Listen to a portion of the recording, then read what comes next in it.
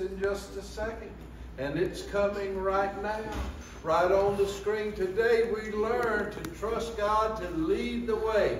And the scripture is from the book of Ruth, which is in the Old Testament, the first chapter, verse 16. It says, read it with me. Your people will be my people, and your God my God. And so Ruth and Naomi learned this invaluable lesson that wherever we go in life, God always goes with us. Yesterday we learned to trust God to lead us. And today we understand that not only can we trust God in our heart to lead us, but God goes with us as well. And God leads the way. So you're going to learn that. And I want you to watch this video. And sound guy's going to pop that up there right now. And it's a story about Naomi and Ruth that we find in the Old Testament. And I think you're going to enjoy it.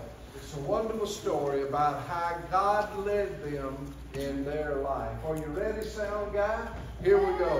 1, 2, 3. There's a short book in the Old Testament that goes by the name Ruth. It is about 2 women during the time of the judges. These judges weren't the kind of judges we think of today. The judges in the Bible were actually tribal leaders who led, fought for, and protected the Israelites from the time after Joshua led them until they had their first king. But this story is not about the judges. It is mainly about a woman named Ruth and her mother-in-law, Naomi. In this book, we learn that Ruth got a Mobite.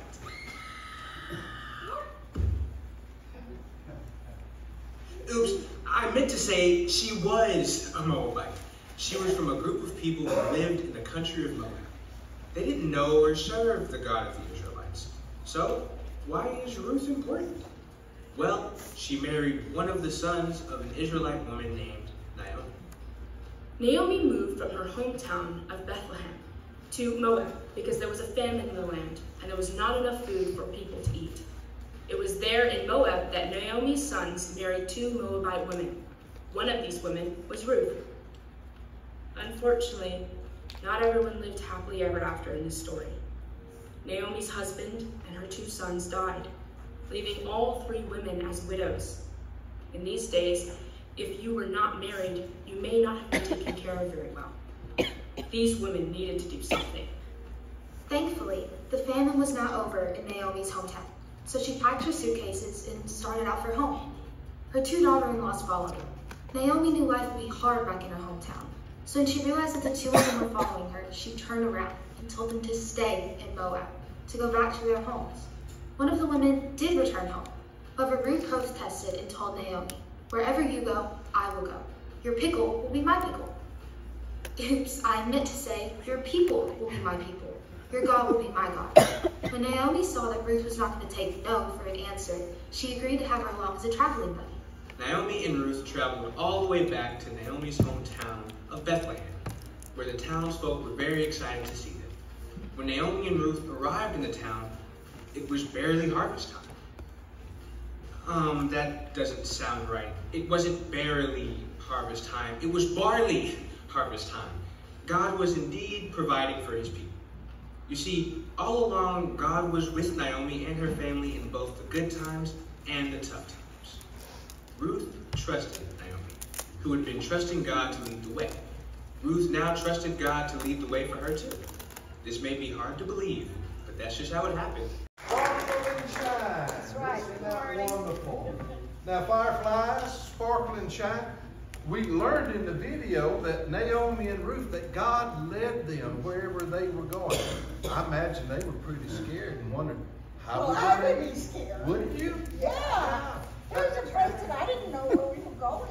Well, I see how God had created you 2 as fireflies, and if it's dark at night, well, how can you know the way? Is there something I that can God... shine. I can shine. You can shine. Look at that. So God is always with us and taking care of us. isn't that wonderful? So we're grateful that God created us with the ability to trust him with all of our heart and to believe that God is with us and leads us wherever we go. And so he even created fireflies with the ability when they fly at night, they can light up the sky. And not only do they light up the sky, but you shine for who? Jesus. And shine for God and Jesus. Would you welcome the fireflies and thank them for being here today? Thank you, fireflies. You guys have a wonderful day. Y'all are Have a good lovely, day. just so lovely. So we're going to stand, and Miss Amanda's going to lead us in our wonderful song called, what's it called? Far away, close to home. You will never leave us alone.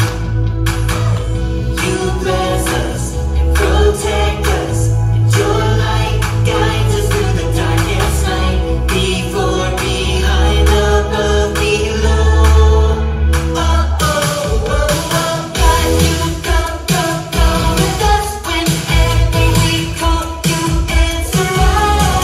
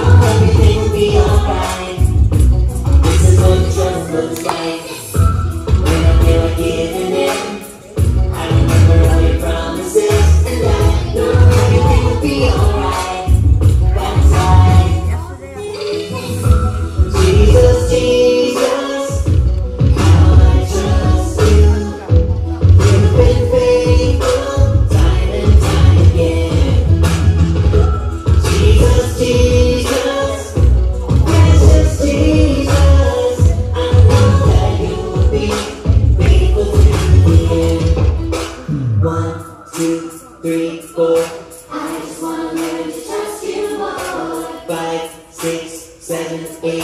There's nothing better than loving this. 1, 2, 3, 4. I just wanna learn to trust you more. 5, 6, 7, 8. There's nothing better than loving this. Jesus, Jesus, how I trust you. You've been faithful time and time again.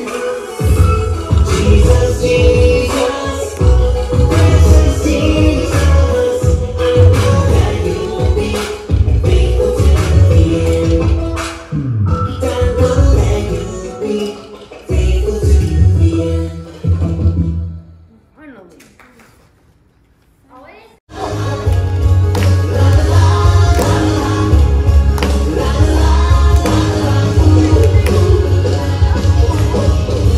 Whenever I wander far from home, there's nowhere I can be.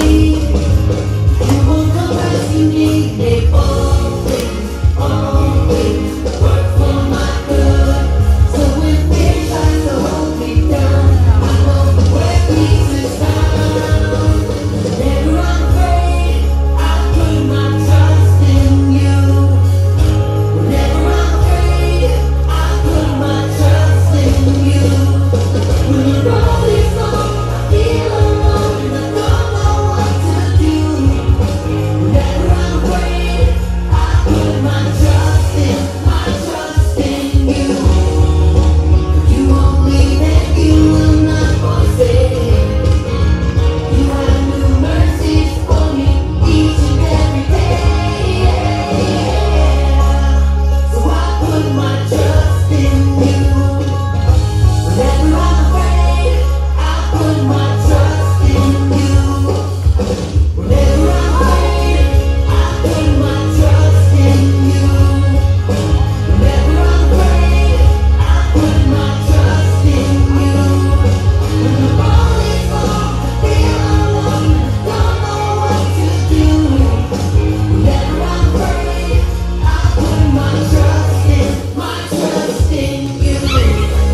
La la la la la, la la la la, la la la la, ooh ooh ooh ooh, la la la la la, la la la la la, ooh ooh, trust in you. Yeah. Good job.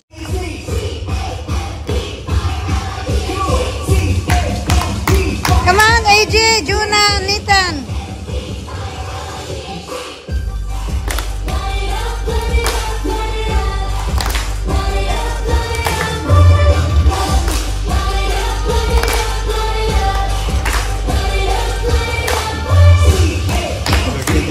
Yes, what's happening? There's a one over there. But there's one there absent.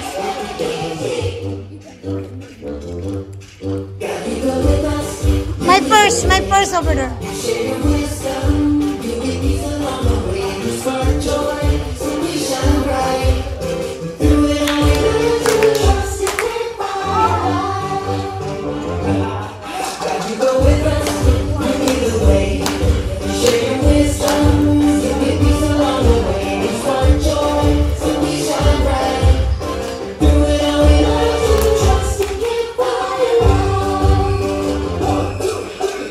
Everybody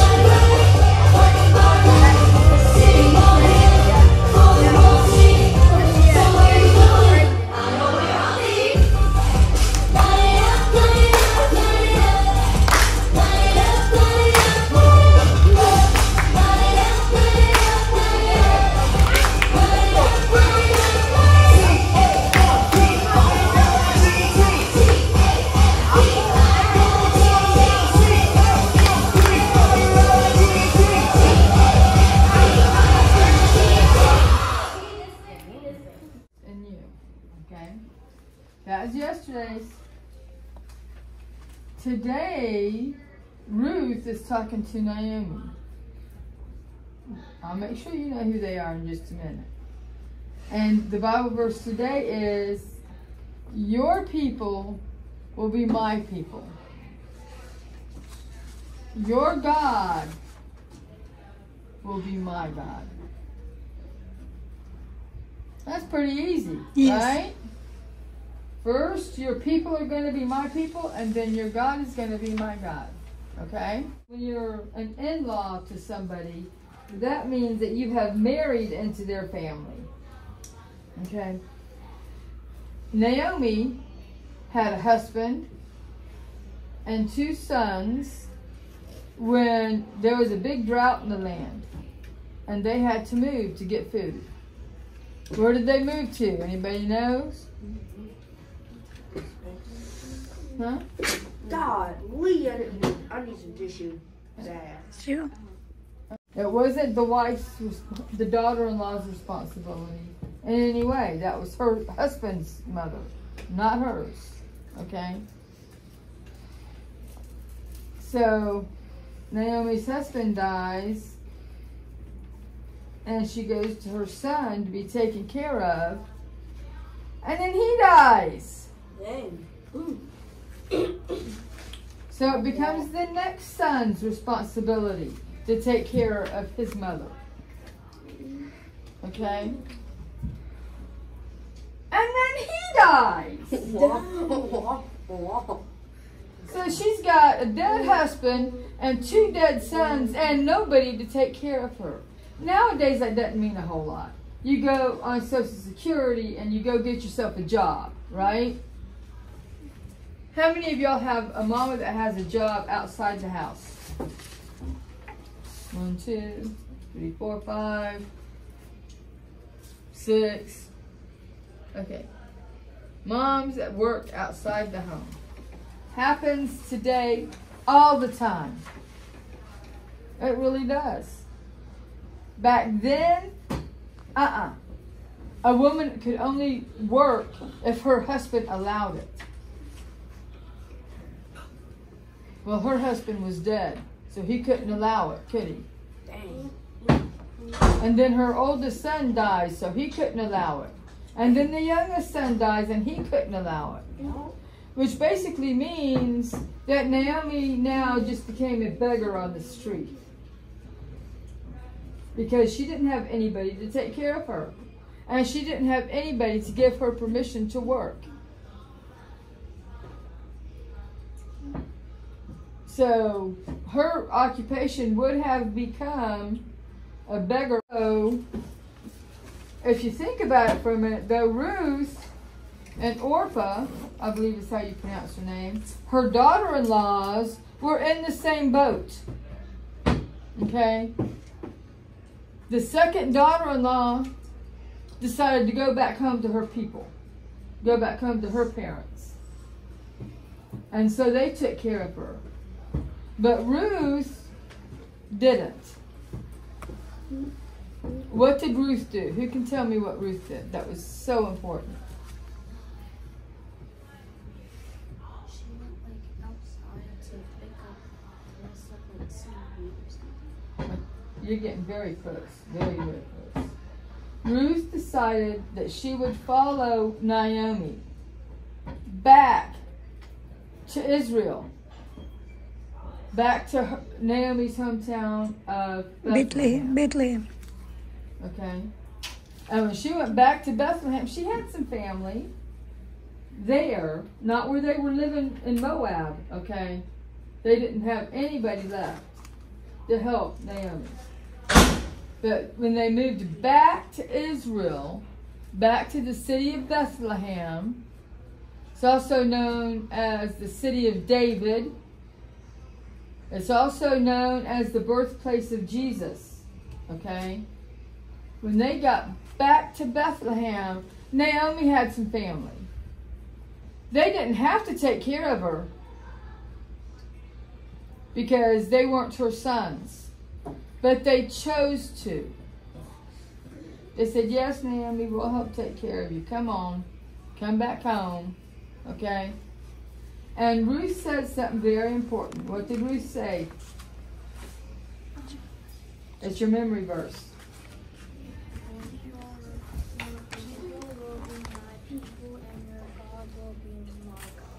Okay. Ruth basically denounced her whole nation. That means put them aside. She didn't want nothing else to do with them. Okay? She denounced her whole nation with that statement. Because Moab had a very bad habit. They worshipped other gods. They had a lot of gods that they worshipped.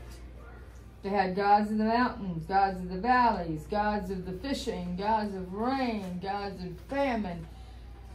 I mean, you could sit here all day long and name the gods they had. Okay? Or your family, your people, your nation is going to be my nation, and my people, and my family. And the one God you worship is now going to become the one God I worship. That's a big deal, folks. She just threw everything she grew up knowing in the trash and turned and followed Naomi. So that means several things. One, Naomi was a good witness for God to Ruth, right? Because Ruth wanted to be part of the people who worshiped him, right? And that Ruth was a woman of great faith. She was willing to turn her back on the people that she grew up knowing, on the religion that she grew up knowing, and is now saying, God is my God. Your God is the one true God, and that's who I'm going to worship. That's what she's saying. That's a big deal, don't you think? It's a big deal. Huge deal. I mean, just walking to Bethlehem shouldn't make that big of a difference in their life. What made the big difference? They went back to their home. They went back to their home, but what else did they do? They walked a very long way. They walked a very long way. And then they went to what is nowadays they call it a kinsman redeemer. This person is very important. And his name is Boaz. I like Boaz. That's a cool name. Boaz. As Ruth and Naomi go to Boaz's field. And this is where what you said is important. They go and they do what's called gleaning of the field. That's not cleaning with a C. It's gleaning with a G. And what it means is Ruth goes out to that field and she picks up all the little pieces of wheat and barley. You know, the grain that is being grown on those fields. After the harvest men come through and harvest everything, there's pieces left all over the place. Little twigs of barley and oats and all the different kinds of food like that. And they go behind them and they pick up all of this grain. They pick it up and bring it home. Now what do you make with grain? Wheat of different kind, yes, exactly. And what did they do with this wheat? They made bread. They fed themselves, folks.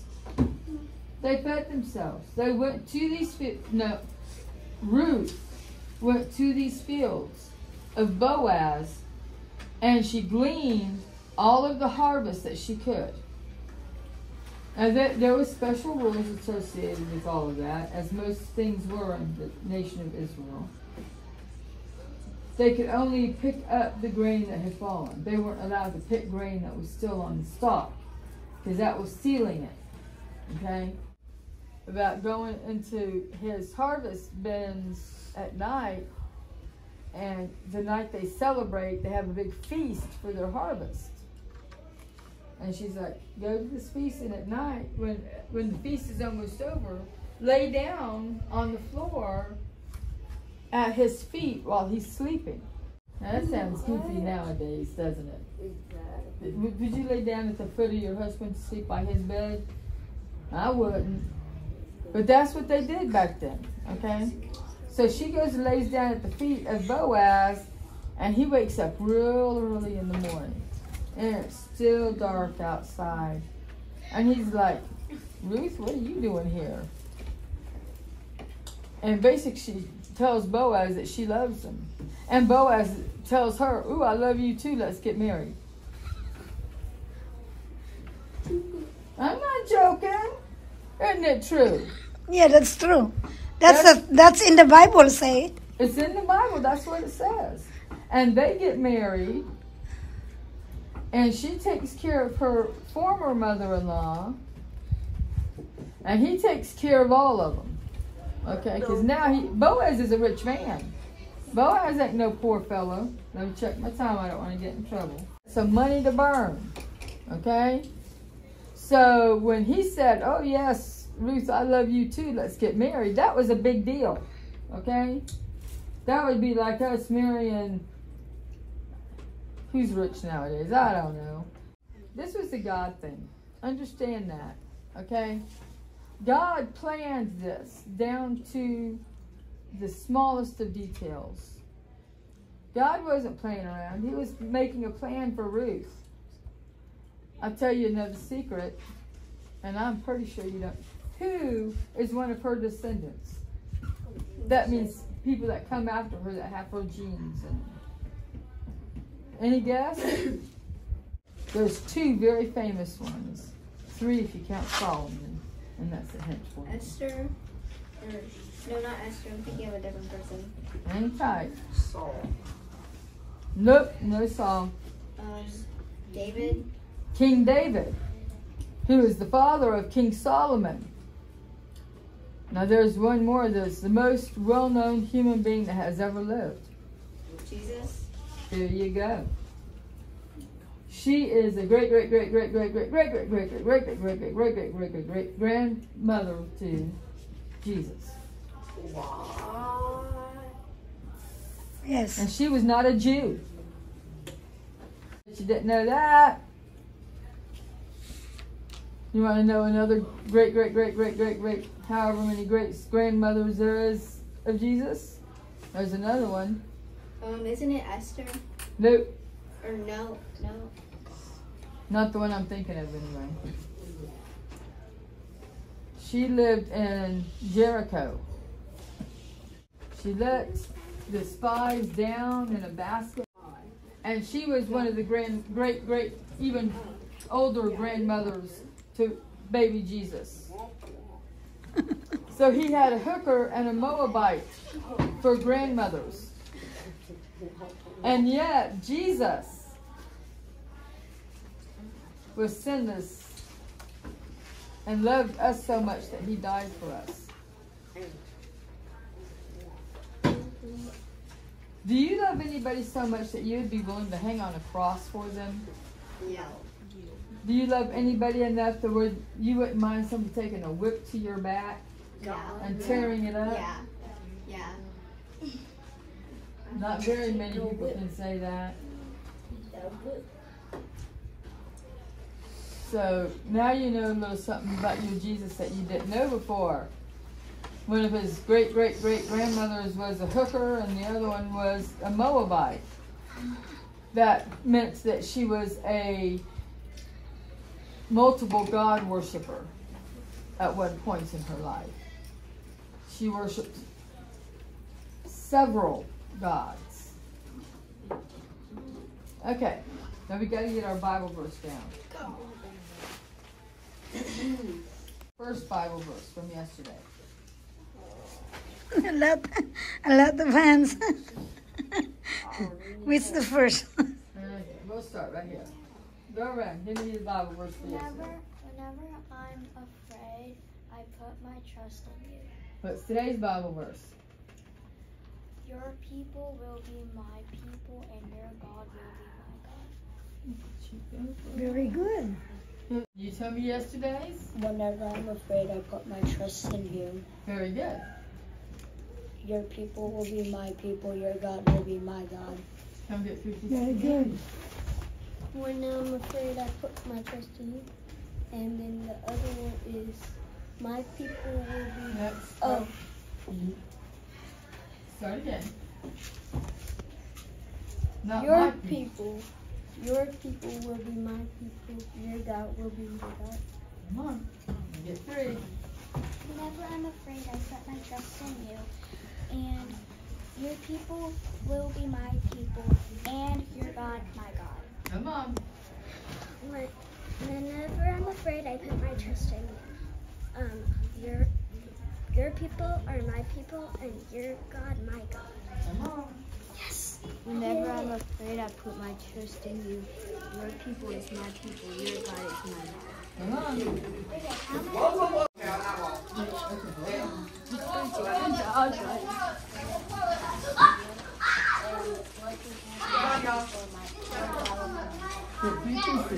You've already got yours. Whenever I'm afraid, I put my trust in you, and your people will be my people. And finish that. What? Your people will be my people, and your... God? There you go. Will be... Jesus? No. Okay, you get 2 pieces of candy. Like his dad and his brother, and was definitely not somebody you would think that God would bless. But the thing about God is he blesses you and loves you and forgives you no matter what. And so we saw that Jacob had the dream about God speaking to him from heaven and reminding him that he was going to be a great leader in the future. Well, yesterday's story was in the very front of our Bible in the book of Genesis, and today we are a little further, but still in the Old Testament. Being there are so many of you that are girls, did you know there are only 2 ladies who have a book in the Bible? One we're going to study about today, and her name is Ruth. Anybody know who the other one is? She's a queen. Her name starts with E. Elizabeth. Good guess. Elizabeth was Jesus' mother's cousin. She saved all the Jewish people. Queen. Okay, Bella. Queen Esther. Queen Esther. Bella had her hand up immediately, but I thought, no. She's one of the leaders. She's not one of the students. So She knows everything. I know. Well, she's had lots of practice. So Queen Esther is the other book of the Bible that has a lady who's a hero, and Ruth is our hero in today's story. So let me tell you a little bit about Ruth. But we need to start before we meet Ruth with a lady named Naomi. Now Naomi lived in a town that I know you're going to recognize. It's called Bethlehem. Yep. Who was born in Bethlehem? Jesus. So years and years before Jesus was born in Bethlehem, Naomi lived in Bethlehem. It was a very important Jewish village. And she was married, and she had 2 little boys, and life was good, and she was happy. And then a famine came. And when famines come, that means there is no food, and everybody is hungry. And her husband said, we can't stay here and have our baby boys starve to death. We're going to have to go someplace where there's food. So he packed up his family, and off they went to the country called Moab. Now the people in Moab were very nice, and there was plenty of food, but the downside, they don't believe in the one true God. So that's not a good thing. But Naomi's husband made sure that his little family, his wife and 2 sons, they worshiped God every day, even though they lived in a country where nobody else did. So years go by, the boys grow up, and they become young men. Well, it's time for them to get married and start a family of their own. So both of them married Moabite women. That means women who were from Moab, who don't believe in the one true God. But Naomi and her husband said, we can teach them, it'll be okay. So years go by, not a lot of years, when a terrible disease comes to Moab. And Naomi's husband dies, and both of her sons die from this terrible disease. So now there are 3 women left with nobody to take care of them. Because in Bible days, women didn't have jobs, And your sons or your husband or your parents took care of you. That's just how it was done back in those days. And so Naomi is looking at her two beautiful daughters-in-law. Now let me tell you about a daughter-in-law. If you have girls of your own, you are a daughter. But if you have sons of your own and they marry a girl, then those girls become like a daughter by law because they're officially married. So she had two sons, and they each had a wife who became Naomi's daughters-in-law. And she loved them like they were born to her all by herself. She was just so grateful. And the same thing happens if you have daughters, and then they marry young men, and then you have sons-in-law, even if you never had any sons before. That's what I have. I have two daughters who I now have sons-in-law. But anyway, she has these two lovely daughters who she loves dearly, but she's very worried about them, and she realizes that we can't live here and survive. There's no food, nobody's taking care of us.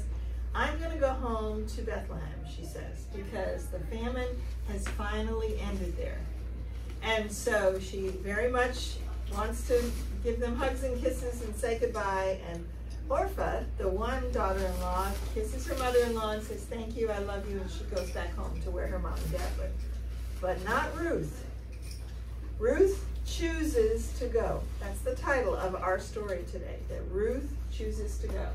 And so Ruth says to her mother-in-law, "I love you like a mother. I don't want you traveling alone. I don't want you living alone. There's nobody to take care of you once you get there. I'm coming with you." And this is where we get our Bible verse from today. If you've already practiced it once, you know that it says, "Your people," can you read that with me up there in the pink part? Your people will be my people, and your God, my God.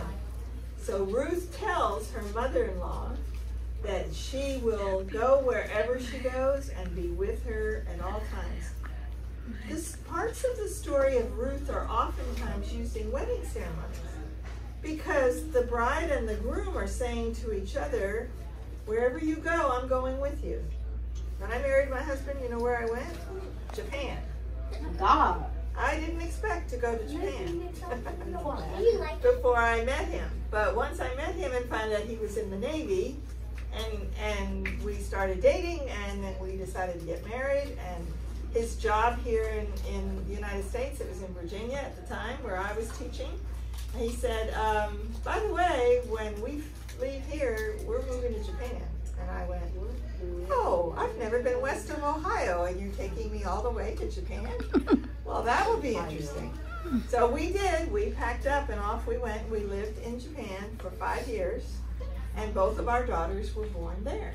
So this is what Ruth is saying. Wherever you go, whatever you need, I'm going with you. And that's why people use part of her speech in a wedding ceremony, because you're promising to go with the other person. Usually you're going wherever the husband is going and following him there. So Ruth and Naomi arrive in Bethlehem.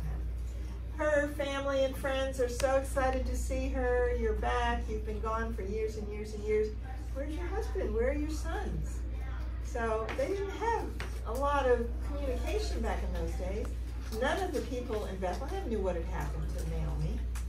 She said, "My husband died of a terrible disease, and so did both my boys. But this young lady was one of my son's wives. Her name is Ruth. She's my daughter-in-law, and I love her very much, and she has stayed with me to take care of me and get me here." Well, they thought that was wonderful, that Ruth did that. So there's still a little piece of land and a small house on it that used to belong to Naomi and her husband. But women can't own any land. But at the moment, nobody's living in this house, so she and Ruth move into the house. So they're there, and of course, then they look at each other and say, now what are we going to do about food? We have no money. We have nobody who's working that's going to provide for us. And Ruth says, "We passed a lot of barley fields." See, this is what all the barley fields look like. And Ruth says, "There's lots of barley fields out there. I will go and glean." Now, let me tell you about gleaning. Gleaning is a wonderful thing where farmers leave a little bit extra in the fields. I mean, in modern day times, they drive these great big machines that cut down all the corn, cut down all the oats, cut down all the wheat, whatever it is that's being grown. But it ends up being a little trail that doesn't get cut down in between going this way and then going this way and then going this way. Most of the modern day times, that leftover is for the animals, you know, because when nobody's out there, the deer and rabbits and other animals will come and eat all the leftovers. Back in Bible days, they left that extra for the poor people who couldn't work, who had no food. And so Ruth said, she knew about this, so she said, I will go out into the field and I will collect the leftover barley, because it's barley harvest time. So she does. She goes and she spends all day in the hot sun working hard and breaking off. This is supposed to be my barley plant. That's the best I could come up with. That's actually a decoration from my house. And so she's going to go up and down these fields, and anything that is left on the edges, she brings home. And then Naomi bakes bread, and that's really all they have to eat is bread and water. And so you can live on bread and water, thankfully. So, you know, that part is a good thing. So after a couple of days of this, Naomi says to Ruth, where did you go and get this barley? You know, where were you gleaning? So she's describing the fields she went to. And she said, but the best one was, and she names where this field is. Naomi says, I think that field is owned by my husband's cousin. His name is Boaz. And, okay, Ruth doesn't know who he is. She says, when you go and glean tomorrow to bring us food, there's something I would like you to do. At the end of the day, when everybody goes back home and all the workers, Boaz had all his workers who were out there picking the main part of the field, they will go and spend the night in the gleaning barn, in the threshing barn, where they will grind all this wheat up and this barley and make it into bread. So you'll go in there and you'll see where the man who is sleeping away from everybody else, he's the owner. And just go and quietly lay down at his feet on the floor. Ruth thought that was a little odd, but she did what she was told. And that night after she finished collecting, she went and laid down at the foot of this man who was sound asleep, and all the other workers are sound asleep. And he wakes up in the morning, and here's this girl laying on the ground at the end of his feet, and he goes, why are you here and who are you? Well, my name is Ruth, and I just wanted to thank you for leaving grain in the field for those of us who have nothing to eat. And he said, oh, well, you're very welcome. And then she left. So he looks at his other workers. Any of you know who this is? And of course, some of the workers there, oh yes, that's the daughter-in-law of Naomi. Naomi used to be married to Elimelech, and he and his family went to Moab and lived for many years, but I've heard that he died there, and so did their sons. So this must be the wife of one of the sons that she brought back with her. She just came back to town last week. And Boaz goes, oh, that's interesting. Have you seen her in the fields? Oh, yes, she's the hardest worker. She helps the other young ladies who are working in the field, because only the women are there gleaning. She's helped others. She's taken care of anybody that gets hurt, gets sick, whatever. She really is a very kind and loving person, and I've heard that she's taking wonderful care of her mother-in-law, Naomi. So Boaz thinks about this, and he says, okay, thank you for the information. When you harvest today, make sure you leave a little extra wide row for the gleaners. Bless you. And so, bless you. Leave space in between, because it looks like there's a lot of women out there in the field, and they're trying to get food for their families. So let's leave more than we have before, so we make sure they have plenty to eat. So the workers say, yes, sir, we'll do whatever you say, you're the boss. And then Boaz leaves. He goes into town. He is a very important man in town. He goes to the gate where all the elders sit to discuss business of the town and things that need to be done. And he sits down with them and he announces, he said, do any of you know of a relative of Naomi who just came back from Moab to live in her husband's house, although he has died? Well, one of the men in the circle of elders said, yes, I'm actually his first cousin. And so he goes, oh, okay, did you know she was back? He said, well, I kind of heard about it. He said, well, according to the law, and he looks at the other elders, he said, according to the law, that land that she's living on and the house that she's living in belongs to you now. Isn't that right? And the elders say, if you're the first cousin, yes. So you can go claim all of that because the man who owned it has passed away. So the man says, well, I just inherited a field and a small field and a house. I could use that for one of my servants. That might be a good thing. And then Boaz speaks up again and says, oh, by the way, there's one extra catch to this. She has a daughter-in-law living with her whose husband has passed away also. You will have to marry her. And the guy goes, I got to do what? That's it. And the elders go, actually, that's the law. If you're going to claim the house and the land, she has no one because Naomi's son has passed away, so she has no husband anymore. You will have to marry the daughter-in-law. Oh, well, I don't know about that. Let me give this some thought. And so finally that first cousin person says, you know, I don't need the land and the house that much.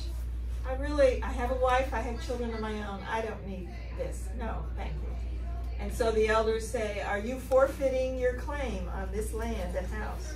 Yes, and he signs whatever he has to sign to make it official. Thank you. The day is over, and he goes back and he shows up at Naomi's house. And she says, thank you so much for letting my daughter-in-law glean in your field. She's really been wonderful in taking care of me, making sure we have enough to eat. And he says, well, I'm here on a different matter. He said, you realize that this land and this house belong to your husband's first cousin, now that he has passed. And she said, yes, I was hoping he wouldn't remember that, because we have nowhere else to go. And Boaz said, well, I don't think you remember, I'm your husband's second cousin. And he goes, oh, really? And she said, I think I knew that, but I forgot. And he said, well, I'm here to ask you if you would allow me to marry your daughter-in-law, Ruth. Well, Naomi is so excited. I mean, that's what she would have wished for, was that the two girls got to marry again now that they lost their husbands to the disease, and that they would get to have children and have a happy life together. I mean, it would make such a big difference in their life. So Naomi looks at Ruth, and Ruth, of course, she doesn't get a say in this, but she thought Boaz was very nice, and he was very generous in leaving extra grain for all of the women in the field, and so she agrees to marry him, and Naomi agrees for it to happen, and so they have a big wedding, celebration, everybody's happy, and Boaz says, by the way, because I married Ruth, the house and the land belong to me, but I'm giving them back to you. So you can stay here. You don't live too far away from my house. You'll need to come and visit every day, or on the weekend or whatever, and we'll see a lot of you, and we'll come check on you, and I'll make sure you have plenty of food to eat, and you'll never go hungry again. And then Ruth moved in, of course, to his house now that she's his wife. Well, time goes by, and they come and visit Naomi and say, I have exciting news. We're having a baby. And so now they have started a family. Boaz had never been married before, so marrying Ruth is his first wife, and he's excited. Now let me tell you an interesting thing about this baby. In Bible times, the generation to generation to generation of sons specifically is very important. And so this son that Boaz and Ruth have, his name is Obed. Okay? Now Obed grows up, and he has a son whose name is Jesse. And Jesse grows up, and he has a son who you will recognize. He actually has many sons, and the youngest one becomes God's chosen. His name is David. How do we know David from the Bible? He became a king. This is King David in the Bible, who wrote all of the Psalms and so much more, and became a very important leader. Yes, ma'am? I have a kitten now, Jesse. You do? Oh, nice. Well, that's a good name. And David's father's name was Jesse. And even though David was the youngest son, Because you remember, he was the one out in the field. And Samuel the priest came to meet all of Jesse's sons because God told him to. And every time another son came and Samuel said, God, this is the one you want me to bless to be a king? And God kept saying, nope, he's not the one. Oh, okay, this is the one you want me to... No, he's not the one. Went through all these grown-up sons, and finally he said to Jesse, do you have any other sons? He goes, well, just the youngest. He's out in the field taking care of the sheep. And he'd already killed a bear, and he'd killed a lion. And I mean, he was young, but he was strong and brave. And Samuel says, okay, bring him. I need to see him too. And here this young kid, just a little shepherd boy, walks up. And Samuel goes, you don't mean him, God. And God goes, I look at the inside. You look at the outside. This is the one I've chosen. And so he pours oil on his head. Remember the oil yesterday we poured on the rock? Yeah. Oil was used for important things like honoring a king, a future king. And so that is exactly how David, he didn't really understand it at the time. He was too young, but Samuel knew. And not long after that, when David comes to visit the court where his older brothers are, there's this giant who's trying to kill all the Jews. What's his name? Goliath. And everybody's shaking in their armor, and they don't want to fight him. And this same David that Boaz and Ruth, they're the great-grandparents. Lo and behold, they bless him, and he says, I'll take care of the giant with a rock and a sling. Not even swords and spears and all the weapons that everybody else was using. And he marched onto the field, and with God's help, he killed Goliath, and the people were saved. Wow. And so we know that he went on to be a very great king. So this is why it was so important, because our message for today is trust God to lead the way. When Ruth was little, and even when she was old enough to get married, she never thought she would grow up to be anybody important. And because she was willing to follow God where he led them, she went home with Naomi, took good care of her, met Boaz, had a baby boy, and future generations was the great-grandmother to a king. So that's a pretty awesome experience, don't you think? So our story today, that's what we're basically learning about. Let's look at our Bible verse again. Your people will be my people, and your God, my God. So even though Ruth was not raised at all with the knowledge and understanding of one true God, eventually she had the opportunity to do exactly that. And so when Ruth said, wherever you go, I will go, and wherever you stay, I will stay, and your people will be my people, and your God will be my God. This is the message that gets used in weddings a lot. They may not have been related by blood, but Ruth was telling Naomi that they were family. And Naomi trusted God to lead her way in the way to brighter days, and God did this by bringing Ruth, and they followed each other into the promised land of Bethlehem. So I hope you always have Jesus living in your heart, and that you'll listen if God suddenly says, pack your bags, you're going to Japan. I never expected that, but I had a wonderful time in Japan. It's a beautiful country. I was in Okinawa, that's an island, for 2.5 years, and then I was on mainland Japan, 500 miles north of Tokyo, for 2.5 years, and both my girls were born in Japan. And we just had a wonderful experience there. And so you need to be ready to follow wherever God leads you. Yes, ma'am? There are little cherry blossoms. And all the schools close in the spring for a week for Cherry Blossom Festival around all these beautiful castles. There are these big white buildings that have peaks that go like this, and they have a moat like castles in the olden days, and everybody goes to those and celebrates and has picnics, and we had the best time. Everybody talked to us. It was very interesting because I had 2 little blonde-haired, blue-eyed, ponytail girls, and so a lot of the other moms and dads there had never seen American children before, They didn't know what they looked like, so they would come over and they wanted to touch the girls' hair and talk to them. And we take pictures of our baby son with your baby son, and I'd say, sure.